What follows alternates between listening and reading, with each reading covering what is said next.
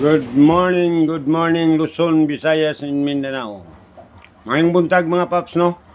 So karon May 22 mo ni atong guide karon no.